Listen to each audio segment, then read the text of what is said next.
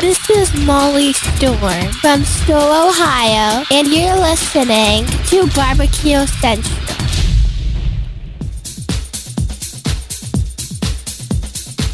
Happy to have you aboard here for the Really Big Barbecue Show. Boing. We cook because we have to, and we grill because we want to. Hit me. Fine, how's it going? You have a great show. I'm a big fan. Boing. So what seems to be the problem here? This man looks like he's dead, and he's in the crackle. Charbono! It's all about the charbono, dude! Succulent fish. What?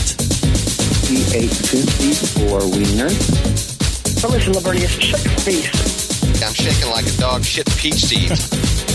We have top men working on it right now. Top men.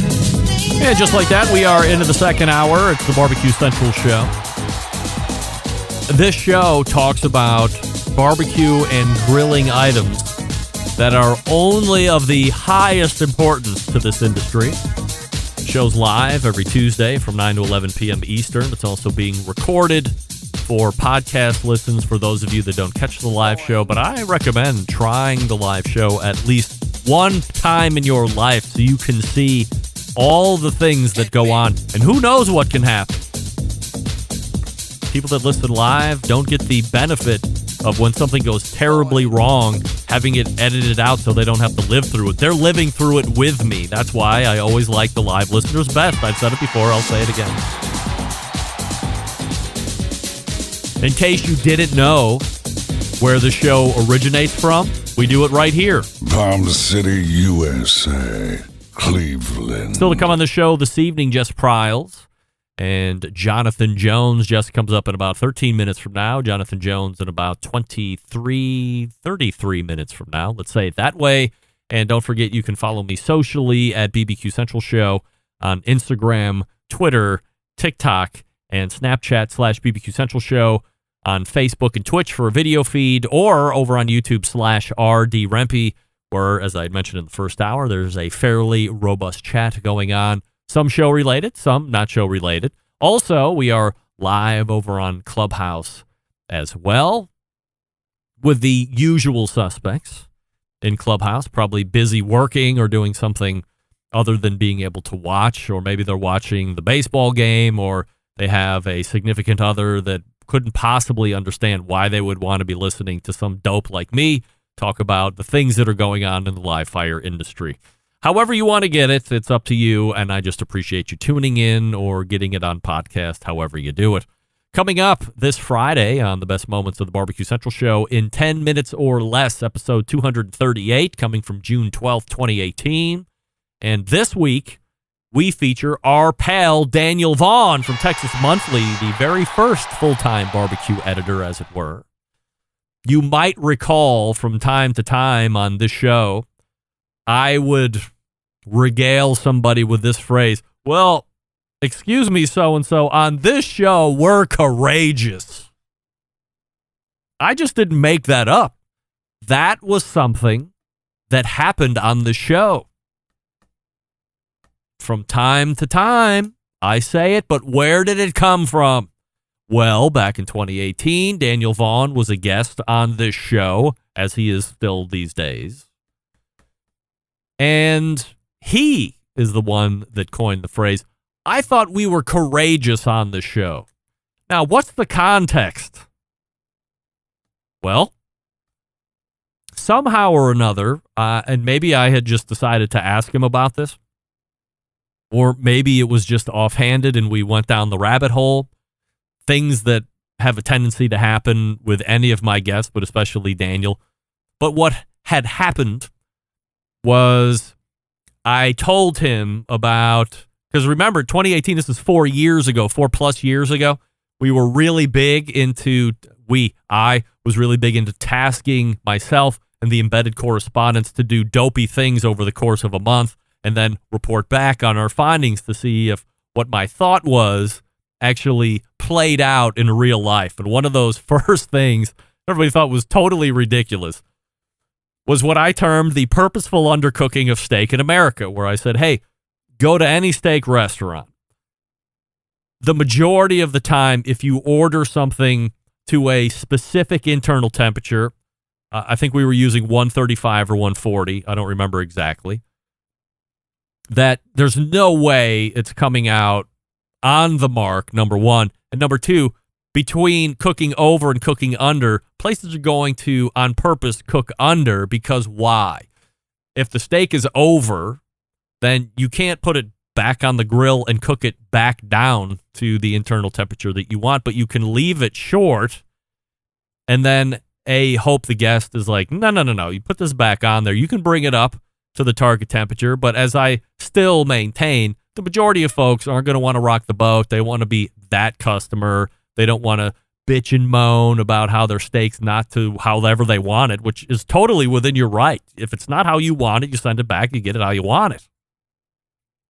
But restaurants, I thought, were hedging on that whole side of people, won't say anything, and then since we undercook it, we can bring it up to proper temperature or add a few more degrees to it. But once it's over, we got to throw it out and start again. And we got into that conversation. I had made a reference to a higher-end steakhouse in Columbus, and he said, well, why aren't you naming it? I thought we were courageous on this show. And that's where the whole courageous thing was born. And don't forget, if you want to hear a guest or segment that's been lost in the archives, email John and let him know what you'd like to hear, JON at thebbqcentralshow.com, and he will do his best to meet your expectation. Programming note for next week, next Tuesday, no show next week. Sorry, that's the right one. Get that big stuff out of here. There will be no show next week. However, there will be a podcast that drops on Tuesday to supplement that programming, but there will be no live show next week, and I'll explain that the week after on why that's happening. But nothing crazy, nothing dangerous or anything like that. Now, if I might use the remainder of this segment to back down a number of people on the TikTok app that are coming for my neck. You might recall in the beginning of the month, and as I've asked every single guest that showed up here this evening, if he had used mayo as a binder on beef before. Malcolm said that he had used it on chicken, not beef, and then much to contradict Stephen Reichland's thought of using it on fish. Some famous chef, he said, use it on fish. Malcolm said, don't use it on fish. He had a terrible mayo fish experience, but had not used it on beef. I had posted that clip, that 1 minute jump on TikTok, and that inspired friend of show and nephew of Sweet Baby Ray, Deuce Raymond, Chef Deuce Raymond, to give it a go. He had messaged me. He said, I saw this with you and Malcolm. I'm going to give this mayo thing a shot. I'll do a video of it, post it, tag you in it when it's done. I said, great. So he went into his commercial kitchen, made the TikTok on it. Well, now the fun starts because he referenced hearing about this mayo binder on my show, and some guy named Dick Paste or Dickie Paste or whatever his name is does a duet with Deuce's video, making sure he was telling everybody he's the one who invented this mayo as a binder deal, and he knew all about the benefits and why it's great to use on brisket. I don't really have an issue with Dick Paste per se. He has almost 500,000 followers, so congratulations on that success. I have more of a problem with his fans who blindly started telling me that I need to give credit to Dickie Paste for his mayo binder technique, as if I was trying to claim the method as my own or pass it off as mine. So let's get a few things ironed out here while I have a few minutes. Number one, thank you to all of the Dick Paste fans that came over to my account and started following me on TikTok. Win for me. Number two, to all of you kooks who are telling me to give Dick Paste the proper credit, fine. Dickie Paste. Good for you for inventing the mayo as a binder on beef method, especially brisket. I mean, I have no way of proving that you're the one that started it other than you saying you did. But I don't even care enough to prove you right or wrong. And lastly, and this is most important, next time, before all of you Dick Paste or Dickie Paste fans decide to jump on another account because Dickie tells you to, why not go ahead and do a little due diligence on your own before you blindly spit hate at me or someone else? If you would have taken 1 minute to go to my account and listen to the portion of the interview I posted with Malcolm Reed, specifically talking about that, you would have heard exactly what I asked and exactly how Malcolm answered, which is no one taking credit for mayo on beef. No one is taking credit for that. Not me, not Malcolm. No one so far this evening has even thought about using it. So, Dickie Paste, good for you for changing the world as we know it, because you used mayo as a binder before anyone else. And congratulations to your fans who blindly follow you around before doing any of their own recon on a situation. And yes, this is the problem with the world today, but we don't have enough time to fix it here tonight. Maybe next week. Give Dickie Paste a follow, too. Why not? He's very popular. He's got almost 500,000 people. What do we love about Primo cookers? Well, they're ceramic. And what do we love about ceramic cookers? We love that they're fuel efficient. We love that you can achieve low and slow temperatures for traditional barbecue meat. We love that you can get rip-roaring hot for high-temperature grilling of steaks and other thin cuts. But what's missing in the everyday lineup of ceramic cookers? The real ability to do two-zone cooking. Two-zone cooking is very important to both professional and backyard cooks alike because it's the best way to manage a fire and cook with confidence. However, getting a two-zone fire in a round ceramic cooker, not very realistic. Why? Because it's round. Enter Primo grills and their game-changing oval design. The shape gives you the ability to execute the two-zone setup that you desire. It also gives you the other ceramic grill benefits as well, like being a fuel miser. Really, when you break it down, there's more than 60 different ways to configure the Primo cooker, so you're only limited by your culinary imagination. We all know the new lift hinge. We all know the Primo grill rotisserie, the pizza accessory, the half pan, the drip pan, the rib rack, the list goes on. Keep your eyes peeled for the new stuff that's coming out. By the way, in less than a month, we're going to be doing a live on remote. I will be here in the studio, but I'll be going out live on remote to Primo Grills as they're doing a big customer event and dealer event. So that's going to be very exciting. Here's the bottom line. The best ceramics in the biz, patent technology, true two-zone cooking capabilities, multiple sizes. And yes, you just have to have a round one. They have those as well. But really, consider the oval for Pete's sake. That's the difference. Visit PrimoGrill.com, find a dealer near you, or check them out on Facebook and Instagram. Who's ready for a Primo? We're all ready for Primos. Let's go. PrimoGrill.com. As I think about stalling, I won't, because I know she's going to be here when we come back from break. Jess Pryles not in the green room, but I'm sure she will be shortly. Otherwise, I'm coming back at Dick Paste.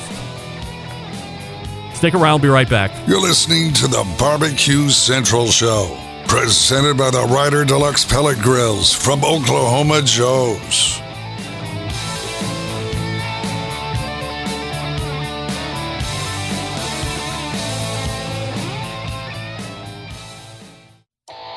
Howard Stern, Jim Rome, Dan Patrick, and Greg Rempe. The Mountain Rushmore of talk show entertainment.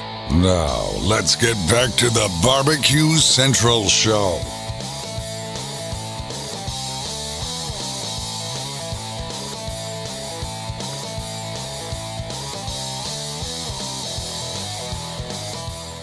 All right, welcome back. This portion of the show is being brought to you by Pit Barrel Cooker, the most unbelievable outdoor cooking device on the planet, currently available in 3 sizes with a host of accessories. Whether you are a beginner or you are a professional, it's definitely a cooker you want to add to the arsenal, you go to the website, visit pitbarrelcooker.com, and tell them the Barbecue Central show sent you, and then once that magical cooker appears, you'll be very excited. You'll be mystified. You'll also be very excited. And I'm not just saying that. Those who have yet to cook on the barrel are only destined to be shocked and awed in only the best ways possible. Remember, celebrity neighbor of this show, neighbor Desmond, do you remember him? I introduced him to the pit barrel cooker because I have one. And over the years that we lived next door to each other, he would go, and I have 10, 11, 12, 15 cookers at any given time, especially when I was living next to him, that were changing rapidly. He had access to all of those, free reign. He could just walk across the yard, use whatever grill he wanted. It didn't matter. Time and time again, neighbor Desmond comes over, picks up the pit barrel, takes the stand, puts it over in his part of the yard, slams it down, fires it up. He's making briskets. He's making ribs. He's doing chicken. He tried steaks. He's done tri-tips, all that stuff. I said, Desmond, you have access to damn near 18 other grills of varying fuel, sizes, cooking techniques, whatever. Why the pit barrel? He said, because I love the pit barrel. Or as he would call it, the barrel. So when I moved, I would like to sit here and tell you, hey, I'm a pretty dynamic individual. The parting gift for me moving away from you is what? You can go ahead and keep that pit barrel cooker because I'll just call Noah and Amber and see if they can't send a new one to the new house over in Willoughby. I would love to say that. That's a lie. Get that big stuff out of here. I wanted to bring the pit barrel with me because it's my grill. However, it didn't seem like there was ever a great time to bring that particular question up as we were getting ready to move out. So instead of risking that awkward conversation and then having a much more sizable and muscular man than me take umbrage with such question, I just let it go. Moved. Sent Noah an email, said, is there any way you could see your way clear to new house gifting me, new to me, a pit barrel junior, because that's more my size, and I just couldn't get neighbor Desmond to agree that I should get my grill back.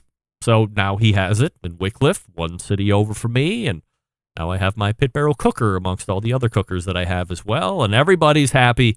And basically what I'm saying is Desmond took my grill, damn it. Get that big stuff out of here. Who knew it? Lance Owens is writing in. Listening to you right now, and I have my ribs on the cooker. Look at those. Very nice. Very nice. Man. Lance lives in Hawaii, and he loves tropical locations, and he's a great backyard cook, like me. Just taking it as it comes, doing all that stuff. Listener feedback, Damon in Virginia Beach writing in, Greg, do you ever watch this guy on YouTube named Guga? I think he would be a great guest. Love the show. Regards, Damon. Who's Guga? Never heard of him. Get that big stuff out of here. Oh, you mean the guy that has almost as many followers on YouTube as Sam the Cooking Guy?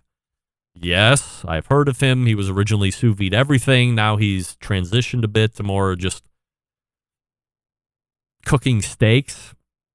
His steak refrigerator is one to behold, no matter what your level of expertise is on the live fire side of things. What I have trouble wrapping my head around when it comes to Guga is this: not success, not effort, not time put in. He's obviously got some great partnerships that are paying him enough money to do whatever he's doing and keep the level of meat that he's keeping at his particular production studio. I don't know if that's his house or not. I don't know, whatever. And that doesn't even matter.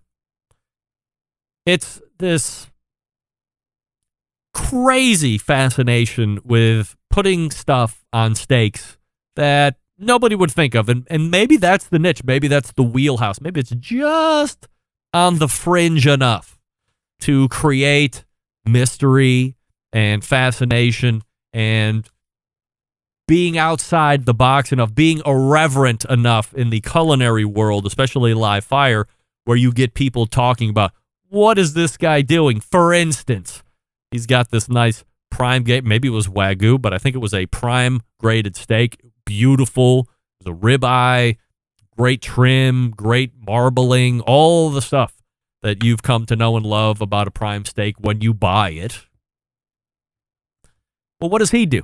He goes into the Kraft macaroni and cheese box, pulls out the cheese packet, and proceeds to sprinkle cheese all over one side and all over the next side. And now he's got a Kraft mac and cheese packet seasoned steak. Well, he's got other two steaks.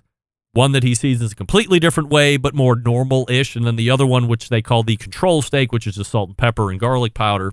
There's the garlic salt, one of those. And on the grill they go, all together. And then he serves them up in kind of a blind tasting, doesn't tell them which one is which or what's on which. He just has his guys taste them, and then they react. Well, wouldn't you know? What wins the day? The macaroni and cheese steak. Not macaroni and cheese. The macaroni and cheese packet steak wins the day. There was a flavor. All three of them were very happy with the results. Loved them. I don't think that's really getting me into the mood to try putting a cheese packet on steak, no matter how good he says it is. And I have a slow and sear, even though a lot of you are without that watch his videos, because all of you went and bought every last second of them. But that doesn't get me. That doesn't motivate me to want to go out and try crazy stuff on steak. If I'm going to spend good money on steak, I'm just going to keep it simple. I'm going to go a little double secret steak rub. I'm going to go a little cash cow. Probably going to sous vide it because I got other things going on. And then I'm going to hit it with some high heat one way or another to get the Maillard reaction, get the nice crust built on the outside. Take it to, in the sous vide, 128, and then a couple minutes on each side. You know, it's going to live somewhere in that 130 range, 135 range tops after it rests probably. And then I'm very happy with that. Everybody else is very happy with that in the house. But I would get some pretty weird looks with the, hey, honey, let's break out the Kraft macaroni and cheese box and give me the cheese pack. Toss away the macaroni. We'll keep it for later. Eat it plain. And then just go to town with the cheese. I mean, I don't even know if that cheese is really good for you. It's probably got a lot of salt. It's got some type of dehydrated milk product. Maybe not even milk. I don't know. But I'm pretty sure it's not really that good for you anyway. But evidently it makes a delicious steak. So any of you that want to go ahead and try it, maybe take some pictures, maybe do some real bad video of it, send it to me, and I can have you on the show. We can talk all about if Google was right or Google was wrong. And you can keep an open mind. I would keep an open mind. I just don't think I want to do that. Much like I don't think I really have any interest in buying a vat of mayonnaise and using that as a binder on meat. I don't think that's for me. It might be for you. It might not be for other folks. I don't know. But if you want to try the Kraft macaroni and cheese packet steak, and you can tell me how good or bad it is after you try it, I'll have you on the show. We can do a full review. We can review Guga, and then we can review you, and it'll be succulent. So go ahead and let me know if you're interested in doing that. We can hook it up and check back in like a week or so. Well, it appears I have the time. Get that free stuff out of here. I don't know why it was, but as I was looking in the switching box tonight, I'm just looking going, you know what? I have a really bad feeling about tonight and her, because from time to time she will get busy doing things that are perhaps more important than my show, and she might forget that she's supposed to be a guest on the show. I mean, it is quarterly, it's not monthly, so it's pressing on top of head all the time. But I had a feeling this could be one of those months, and look at me. I'm right once again. I hate that. So we had a lot of great things to talk about, and now I'm left to vamp and fill time as we wait for Jonathan Jones, who I am now crossing my fingers that he's going to show. I know he's going to show up. Let's look at some listener feedback here in the instant chat. Austin Parsons weighing in. Wow, Greg, first mayo on beef. Now you're inventing powder cheesed rub steaks. Next, you're going to tell us you created a new way of mashing wood powder into pellets for cooking. Who told you about that? Way to go. Austin, you blew the whole wad. All right, folks, breaking news. A Barbecue Central show exclusive I didn't want to do it. News update. But I'm going to do it. Good evening, folks. Greg Rempe from the Breaking News Desk here in Cleveland, Ohio, Bomb City, USA, where we break the most live-fire breaking news across the country, nay, the globe. I have found a process where you can go to a mill, take these hardwood trees that you would normally use in a stick burner. I found a way to get the sawdust out of these places. I take them to this thing called a extruder through a die, and through incredible amount of pressure and heat, I'm going to make these things called wood pellets. It's going to change the industry. And don't you dare come up to me talking about, oh, I'm the one that invented cooking pellets. There's already pellet cookers out there. No, there's not. Get that big stuff out of here. No, there's not. Johnny, are you there? You're muted. There you go. You there, John? Hi, Greg. Hey. What's your take? You're a host of a barbecue podcast. Have you ever heard or have you ever used mayo as a binder specifically on meat, more specifically on brisket? I have not. Do you know anybody that has? No, not yet. Nope. Are you ready to try it?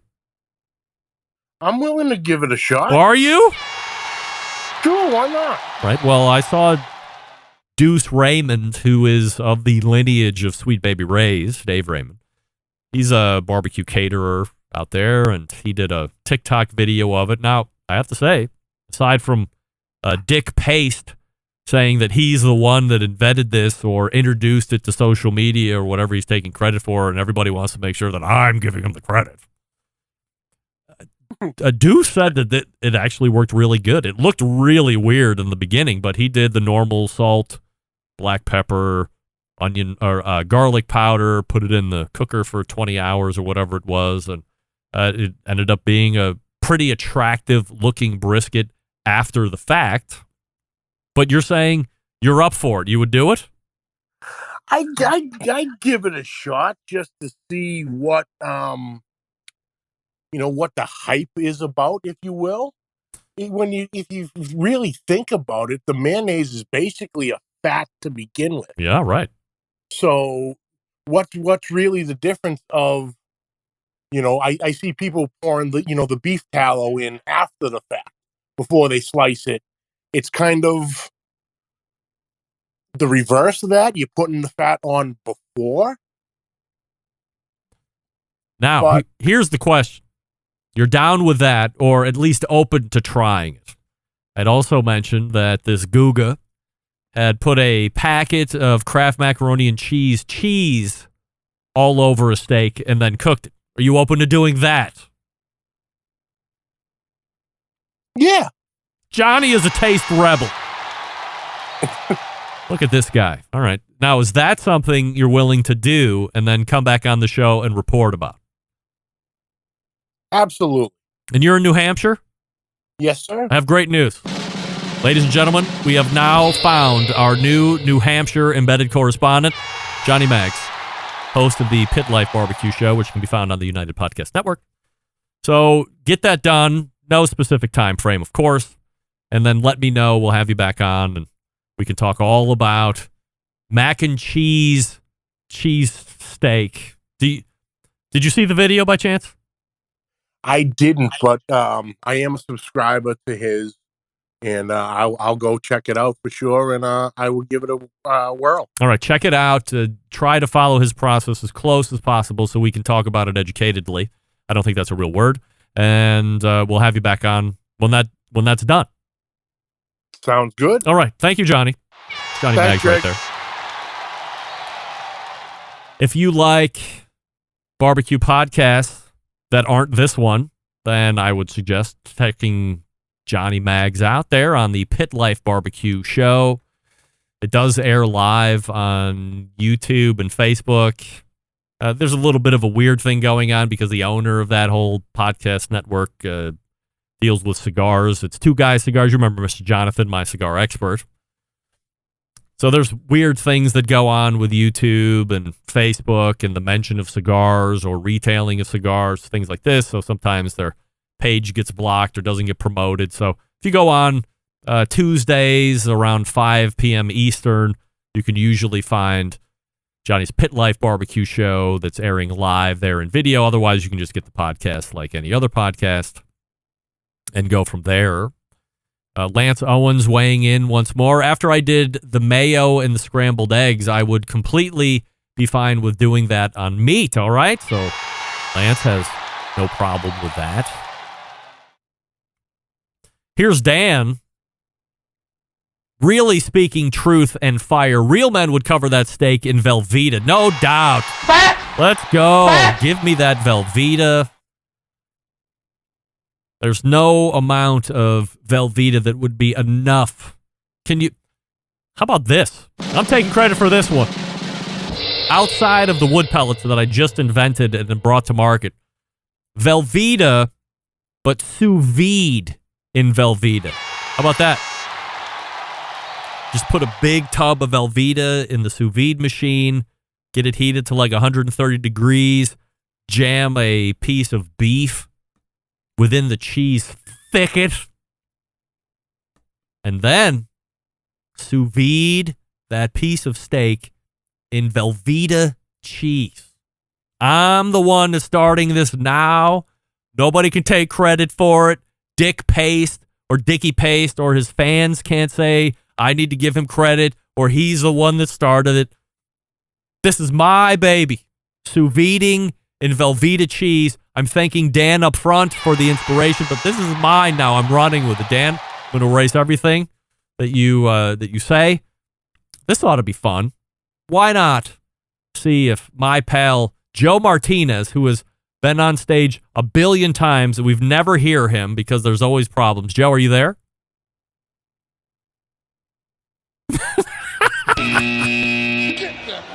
Joe, you got a problem with your computer. There's no doubt in my mind. I just had Johnny Maggs up here. It went swimmingly. And there's just no way that I can't hear you. Like, how can I not hear you? That's ridiculous. Joe, you're never allowed on my show again. As a matter of fact, you're blocked from now on. You can't ever listen to the show. You're banned. And if you keep after me, I'm going to ban you from the internet. That's how serious I am. I don't ban many people from the internet, but I have the technology, and I will own you on the bans. Don't do that. I'm never falling for it again, Joe. I'm never bringing you up on Clubhouse. I'm never going to you again. Always consider yourself, just missed it. When in reality, I'm not doing it anymore. I can't put myself through that. How did I know that was going to happen? Of course. All right, Jonathan Jones is in the green room before we get to him, and I can't believe we made it through that segment on me. I'll talk to you about Yoder Smokers, designing and building all of their products right here in the States, and building pride through craftsmanship, world-class customer service. That's the backbone of how they've built the company. This approach translates into what can be a truly bespoke-style product that elevates gatherings with friends and family. Honored to have a trusted place in the backyards of America. From pellet grills to wood-fueled offset pits and charcoal grills, consistent blue ribbon flavor has become synonymous with the Yoder Smoker's name. Make no mistake, Yoder Smoker's flavor-driven design is unique to each style of pit, and the teams develop their cookers to perform time and time again while outlasting the competition for generations to come. It's this generational thought that's rooted in their handmade products and defines the integrity of the core values: American-made quality and endless flavor. All of the benchmarks of Yoder Smokers. Visit yodersmokers.com. That's yodersmokers.com right now and see which one you think would fit you best. We are back with Jonathan Jones right after this. Stick around, we'll be right back. You're listening to the Barbecue Central Show, presented by the Ryder Deluxe Pellet Grills from Oklahoma Joe's.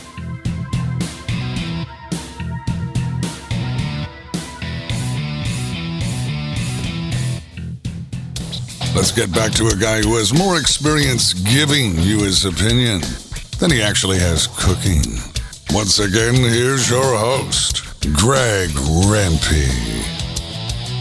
Joe Martinez is hot right now on Clubhouse, I can say that. This portion brought to you by Smithfield. Head on over to smithfield.com right now for recipes as well as tips and tricks from well-known live fire cooks like Darren Worth and Childs Cridlin. Why does that happen? And Jess Pryles, who completely didn't show up last segment. With mouthwatering flavor and no artificial ingredients, Smithfield Fresh Pork is quite simply some of the finest pork money can buy and the trusted choice of top cooks to use at competitions and at home. Helping me close the show this evening is a pitmaster hailing from the great barbecue state of Arizona. He's a backyard barbecue enthusiast and master, the founder of the Smokin' Hope Barbecue Foundation, and someone who is just looking to spread the gospel of barbecue any way he can through social media, video platforms, and the like. So we race to the Oklahoma Joe's Ryder DLX Pellet Grills hotline and welcome first-timer to the show, Jonathan Jones. Hey, Jonathan. What's going on? I am very excited to have you. It's been a weird first hour, weird second hour to say the least. I thought I had a guest coming in last segment. Well, it turns out maybe she doesn't show up. And I'm left to figure out how to work that segment through my wiles. Luckily, I've done the show live for now 14 years, and I have a pretty good idea of what to keep just in case somebody shows or doesn't show or forgets or what have you, but that's neither here nor there. I have a question to lead off with tonight, Jonathan. I've been asking what's going on? The previous two guests. Have you ever used mayo as a binder on beef, specifically brisket? And if so, what has your experience told you? I can't say I have, man. Never? Is that like a nah? Hey, Greg, coming from where I'm from, man, we don't even use mayo on a lot of things. You know what I'm saying? My go-to binder has been, the usual olive oil, hot sizzle, hot sauce. You know what I'm saying? Mustard, those types of things. Can't say I've used mayo though. Are you familiar with the video platform TikTok? Oh yeah, yeah, for sure, man. Are you subscribed, or do you follow a guy named Dick Paste? Nah, I ain't. That just ain't how I get down. I ain't following nobody with no name like that. Oh, right. Well, it appears that maybe it's Dickie Paste. I don't know, but it appears he's the one that has introduced social media to using mayo as a binder.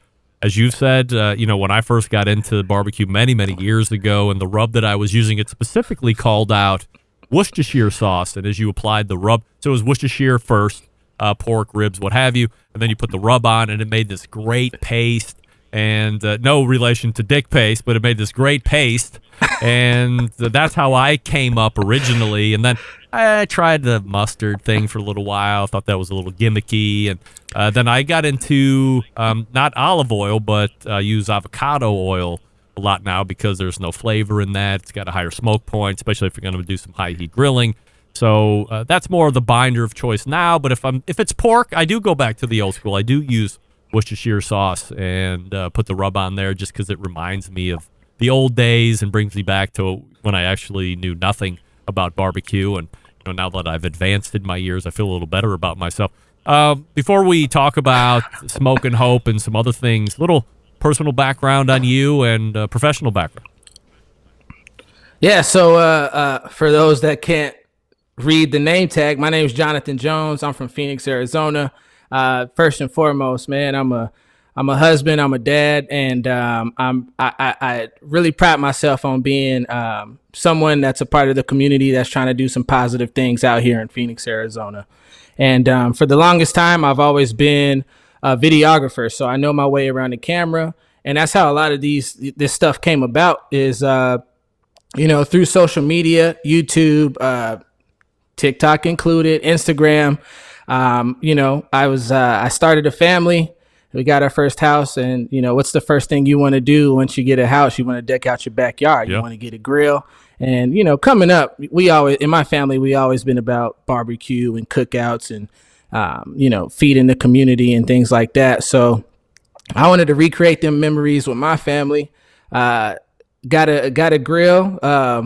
The good old Black Friday deal at Walmart, horrible bust down, and fumbled my way through the years with it. And then eventually I started saying, hey, what if I just brought my camera out back with me, start shooting some content with it. And you look up and you get a small buzz on social media. And then from there, I got to the point where I was thinking like, hey man, like, okay, I'm creating content, I'm putting cool stuff out there, but what am I doing this for? And found something that I'm really passionate about, which is barbecue and giving back to the community. You are a videographer by profession or trade, as you had mentioned, so maybe you have a leg up on a lot of folks that are now finding their way into social media, especially on the video side of things. What's the easiest thing creators at home can do to improve their video skills for social postings? I'll give you a few tips. One for sure is just planning, man. Like a lot of times we think, okay, we know how to cook these things with our eyes closed, but we don't understand that, there's a level of planning and timing that goes into, shooting, whether it's videos or photos. So like get all your ducks in a row, have all the items that you're going to use, throughout the cook, have them readily available and in position to shoot. Another thing too is just lighting, man. Like, don't shoot in horrible lighting. If it doesn't look good, while you're shooting it or putting it together, like don't hit record. That's like the two biggest rules. And then of course, another tip would be, try to have some quality audio. You don't have to spend a ton of money. One of the guys that, one of my mentors coming up always told me like the best camera, I'm sure he stole this quote from somewhere online, but he said the best camera to have is the one that you have on you. And finding a way to combine, whether it's cooking or whatever you're passionate about, finding a way to combine that passion with a certain level of artistic value and trying to tell a story. I feel like storytelling and cooking go hand in hand, right? You prep, which would probably be like pre-production or scripting, you know what I mean? And then from there you have the cook, which is when you're on set and you're actually shooting. And then you got the later part, which is when you edit it all together, put it together. And, for folks that are into barbecue and cooking, our finale or our payoff is slicing into that brisket, man.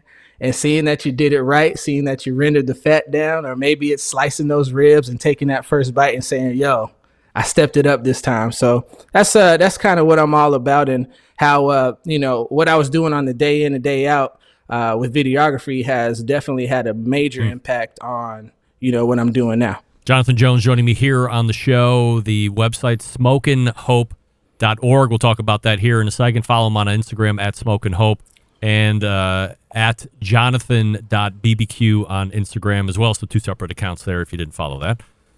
So you're big into backyard, you're big into entertaining, you want to serve the community. A lot of people talk about that, but you're also walking a walk. You take it a next step further and actually do and find a foundation called Smokin' Hope. So when did you first think about doing a foundation? I mean, I can't imagine what that's like actually getting set up and then upkeeping it, fundraising, and all this stuff. So tell me about Smokin Hope. It sounds pretty awesome. Well, I appreciate you asking me about it. And Smokin Hope, man, our whole mission is giving back to the community through the passion of barbecue. We are the cookout that everybody's invited to, and we've seen some tremendous traction in what we do throughout these last few years. Back in 2018, excuse me there.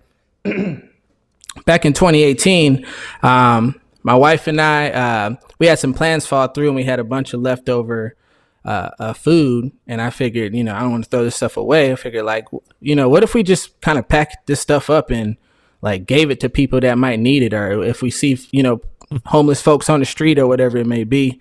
And from there, it just kind of took off. It was just a one-time thing. It wasn't about hey, look at this cool thing I'm doing. I just didn't want to waste no money. You know what I'm saying? Right. But another part of that too was that I was doing the social media. I was getting the likes. I was getting the engagement. But I really wanted to start putting something on people's timeline, which is what I call soul food, something that sticks to your ribs, right? You got all kinds of negativity and stuff on social media. How dope would it be if you scrolled and saw, me and my volunteers going out in the community and finding a creative way to give back, and in part trying to inspire other folks to do the same thing through whatever, creative or passion that they might have as well. So Smokin Hope, we started late 2018. Got some really good traction, all grassroots, but we were never official. And when you're not official, there's a lot of liability. There's a lot of liability. There's a lot of hurdles that we had to overcome. And then so that was one of those things where that was a personal growing aspect of my life, where it said, hey, that's one of those things where you don't feel like doing it, but you need to do it, and you need to grow through it. You need to go through it, and you need to grow through it. And so me, doing the research, learning how to form a nonprofit, how to upkeep it, how to, create not only a funding for it, but also how to create positive energy so that our volunteer pool is constantly, up for the challenge of me saying, hey guys, I know it's 112 degrees out here in Arizona. Let's put on these all black t-shirts and go hand out barbecue. So it's been an incredible ride, man. And we're still green and we're still growing.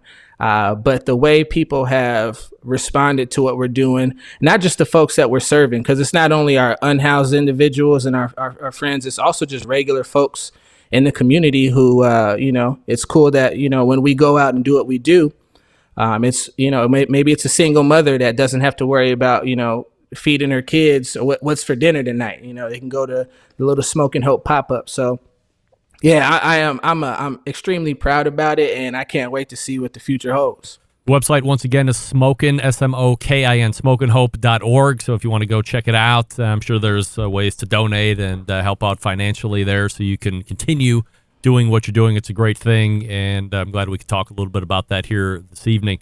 So let's talk about cooking a little bit, Jonathan. What are the things that you're into these days? Do you have latest trends that you like trying, or do you just like the standbys? So I always, fall back on my defaults, right? Brisket, ribs, pulled pork, and a big part of that too is with Smokin Hope and with being a nonprofit. You really want to try to maximize your impact when you go and, we go to Restaurant Depot and we pick up these proteins. We really want to make them spread, right? And coming up with not, all the financial means, you know what I mean? I know how to make a meal stretch. I know how to get people fed. So those are definitely my staples when we go out, but we try to get creative too. Being in Arizona, we are heavily influenced by all types of cultures, Native American, Mexican culture and foods and cuisine. So we do tacos, we do, brisket, breakfast burritos, those types of things where, you pull up to somebody who's, who's really struggling, and they're dumbfounded. They're like, what? What are y'all doing here? This is, y'all, how long did this take? I'm like, yeah, that's a 14-hour brisket cook, and we did 10 or 12 of them, and we cracked a ton of eggs. Shout out to my volunteers, man. I know they're probably watching this right now, and they're just like, yeah, we did crack a lot of eggs, but yeah, it's just really fun, and it's an awesome challenge because I'm not a chef, I'm not a pit master. I'm just someone that has always been looking to give back and try to make a positive impact. And this whole process has really challenged me to step my game up, to learn more information faster than ever, and apply it directly back to the people that we serve, which is, our unhoused individuals here in Phoenix, Arizona. We also do stuff for our first responders as well. We try to hook up and bless people of all walks of life because at the end of the day, we all have a common goal, which is, to do the best we can with the resources that we got available. What are you cooking on? I'm cooking on a ton of Oklahoma Joe's products. Oh, man. yeah? Look at you. Yeah. All right. Yeah, man. Shout out to Oklahoma Joe's, man. When they saw what we were doing, I think it was like the first video back in mid 2018, man. I had my camera and I said, yo, we're going to cook 32 pounds of pulled pork. And at the time, that was like the most I had ever cooked. But I look back at that now and I'm like, 4 butts. That's not a lot. Right? Yeah. So when they saw what we were doing, they said, oh, like, we got to hook you up. Let's set you up with a bigger grill. And then between that and then the things that I do with the Jonathan Barbecue page, which is a little more, fun. And I'm kind of embracing some of this Instagram Reels and TikTok culture, folks. Yeah, they've continued to deck us out with, all the grills and things that we need. If you looked in my backyard, I know earlier on this segment, you had mentioned that you had like 15 cookers at one time. Like that's kind of how my backyard looks like. So, and to the drum smokers, even to the Ryder Deluxe, that's came in so much handy because I can start a brisket on the, I can start a bunch of briskets on the offsets, and then I can move those over to the pellet grill once I've, went ahead and wrapped them and I don't need so much, smoke applied to it. And at that point, it's just more about, maintaining temperatures and things like that. So yeah, I get down on a bunch of their products, dude. So since you, since you have a number of them, are you able to designate certain ones for certain proteins? I know you had just mentioned, you'll start them in one, maybe finish them in another, but, outside of that, are there certain cookers that you think are really chicken machines or rib machines or steak machines? I can't say that. They all can, it's like in a lot of things in life, right? Like you can reach a final destination by taking different routes. So I don't have that, but I will say like what I find that I have to think about a lot is, okay, how many pounds are we cooking? Space on the grills. How do we want to position them? What do I feel like? Like how much work do I feel like putting into some of these cooks? Especially when you talk about, like this weekend we're doing a backpack drive for some kids back to school in an underprivileged community. And, kids don't want a whole lot of, big rah, dinosaur, beef ribs and stuff. You know what I'm saying? So at that point, I'm like, okay, we probably don't need to hit them with a ton of, smoke flavor and some over the top things. That's when you dial it back and you say, oh, if we're just grilling, I can pop up they got this awesome the charcoal grill. It's called they got the Judge as well as the Blackjack, man, and it's just they're just fun to grill on. I love switching it up because we do smoke a lot of proteins, but grilling is also fun too. That's when you can do the hot and fast things where if we put in a bunch of chicken on there to make chicken sandwiches or something, we could really get down, man. Jonathan, let me ask you one last question, and let's talk about Arizona here for a second. When I had first gotten into this deal, so it's 14 years now doing live shows, 2 years as a straight podcast before that, so I've been doing it for quite a while.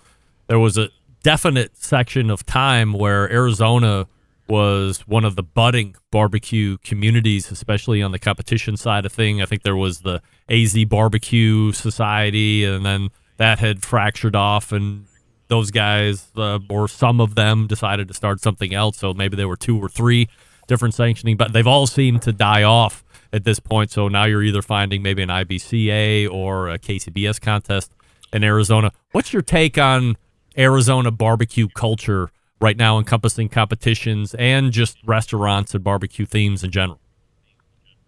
I think we're in a very interesting spot right now. I think there's a lot of younger folk that are a part of this culture that are starting to see that, through, whether it's social media, the food truck industry, smaller restaurants, they're saying, hey, what if we took some of these traditional dishes and traditional recipes and put a spin on it, whether it's just using what we have at our disposal, right? Again, back to the cultural references and things that we have here.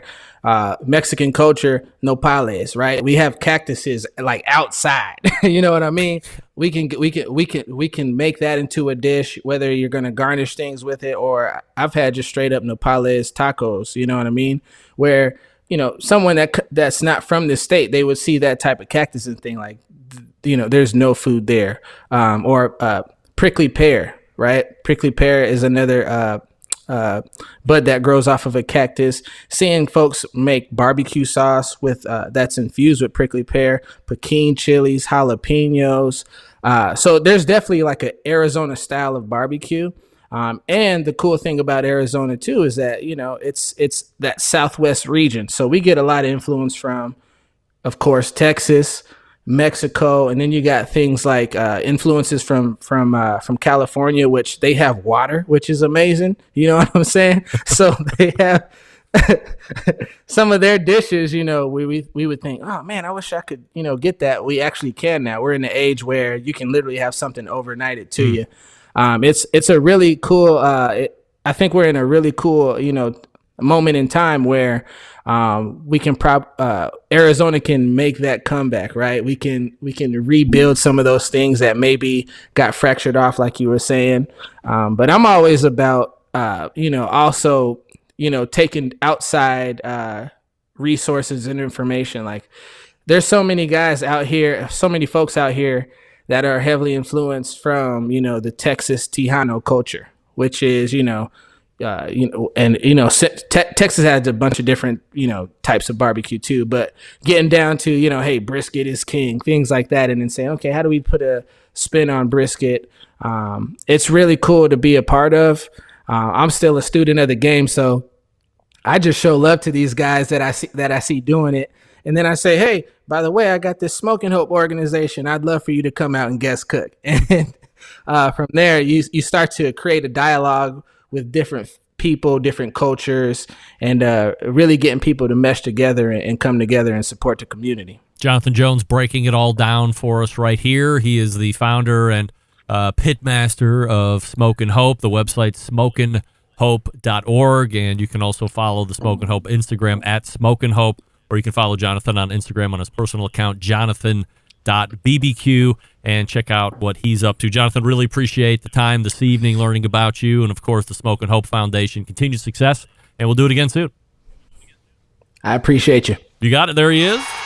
Jonathan Jones right there. All guests appear via the Oklahoma Joe's Rider Deluxe Pellet Grills hotline. Inspiring, to say the least, what he's got going on with Smokin Hope. So if you have some extra bucks that you're looking to donate to great causes and you heard this, why not go over to smokinhope.org and go ahead and donate financially? I know a lot of these different charitable organizations, people want to show up or, give product, this and that and the other thing. But really, in the end, this is just my opinion. While labor is great, volunteers are great, of course, what helps any organization like this? Cash, money. He knows what to do with it best. He can probably do the group buys best in his area because he already has those relationships already made. So give some money. Why not? If you got a couple extra discretionary dollars, do it. I'm sure he would appreciate it. I would appreciate it, as you being a fan of the show, having him see people support really great causes as they are happening out there. Before we close the show tonight, we'll talk to you about Green Mountain Grills. Choice line, prime line. What do we know about the choice line? Save you some money. not Wi-Fi capable. You don't get an app to mess around with it. But you get a really great cooker, built really well, decent size capacity. It's middle size, so if you got a family of 5 or 6, you don't do any large entertaining, big parties or anything like that. I mean, you can stage up if you want to, but if you really look for something that's got a lot of space, that's probably not going to be the one you want. You might want to look at the Prime line instead, so for a couple $100 more. What do you get? A little bit more of a robust build on the chassis. You get peeking windows on the main cooking chamber, the pellet hopper, 2 internal meat probes. You have now Wi-Fi. You have an app. You can go into the app. You never have to go outside after you get it turned on. You can raise the temperature from the app. You can lower the temperature from the app. All that fun stuff. It's great. It's only sold through dealers, so find a dealer near you. Go to greenmountaingrill.com. That's greenmountaingrills.com. And you can then learn all about them right from the sales guy. He'll get you educated. You buy the one that's best for you, get it home, and you have success right out of the box. It's great. greenmountaingrills.com. That's greenmountaingrills.com. We're back to wrap the show right after this. Stick around. We'll be right back. You're listening to the Barbecue Central Show, presented by the Ryder Deluxe Pellet Grills from Oklahoma Joe's.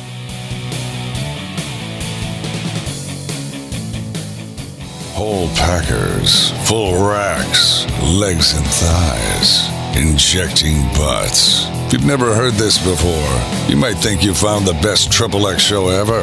Let's get back to the most homoerotic host out there today, Greg Rempe. All right, we thank Jonathan Jones for joining us last segment, talking about Smokin Hope, smokinhope.org, his website. Back in the day, watches were made to be worn in the pocket, and after World War II, the wristwatch came into vogue. The pocket watch quickly became an afterthought, finding their way into sock drawers and the scrap heaps of America. Quite simply a tragedy. Enter Vortic Watch, helping bridge the gap between America's storied watch manufacturing past and bringing it to the present day, where wristwatches are finding incredible popularity once again. Here's the coolest part.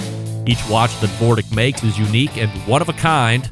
Nobody else will have a watch just like yours. In fact, my best pally, Jeff Richards, just got one down in Columbus. He was visiting a boutique shop out in Colorado, gave me a call. He's like, what do you think about this watch? It was almost like the one they're going to build me when they get back to building the railroad-sized watches again, which I'm very excited for. So great to see my buddy Jeff get one. He was a little concerned about dropping money on a watch like that, but I said, you know what, if you got it, there's nothing else you want to put it to. If you want to indulge a little bit, this is a piece of American history right here, and it's a ball watch. He has ties to Cleveland, even though he lives in Columbus now, because we all went to high school together and all that fun stuff. So it's a great purchase for him. It looks absolutely stunning, and I can't wait to get mine. But no one else has one just like that. It's one of a kind. So go over and check out the website, VorticWatches.com. That's VorticWatches.com. Founded on the motto that America wasn't assembled, it was built. Let's go ahead and get out of here all the way back in the first hour. Steven Reichland was right here, talked about grilling lobster. We talked about how Tommy the Rock Opera, in his opinion, is great. In my opinion, trash. We'll agree to disagree. Then we talked with Travis McGee. He was the original owner and founder of M Grills. They have now sold M Grills to a big fabricating shop out there in Nebraska called Kinney Manufacturing. They also bought Fire-Built Grills or Built Grill Works or some other pellet cooker company. They also have some drum smokers and some other things. So Kinney was in line to do some buying, and M Grills was able to strike a deal with them. Second hour, Jess Pryles? No! Maybe in 2 weeks we can reline her back up, but maybe not. I hope she's all right. I didn't even get a text message back after I said, are you okay? I'll report back through social media. And then closing out the show, of course, it was Jonathan Jones. Smokinhope.org is his foundation. He's a also great backyard and community cook, but doing it for this foundation is very inspiring, so go help him out if you can. JonathanJones.com. I'm sorry, SmokinHope.org, and you can follow him Instagram personal account Jonathan JONATHA and Jonathan.bbq, or the Instagram for the foundation is at Smokin Hope. Programming note once more, there is not a show next week, but there will be a roundtable type podcast. We'll be talking a lot about Oklahoma Joe's as we wind down our advertising time with them. So there will be content coming into the feed next Tuesday, but there will not be a live show. So how do I always leave? September 11th, 2001. I will never forget. Until next Tuesday at 9 p.m. Eastern, this is your program host and proud U.S. American Greg Rempe. Good night now.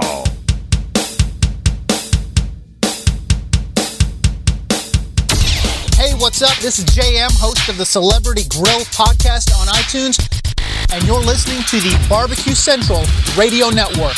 All barbecue and grilling, all the time.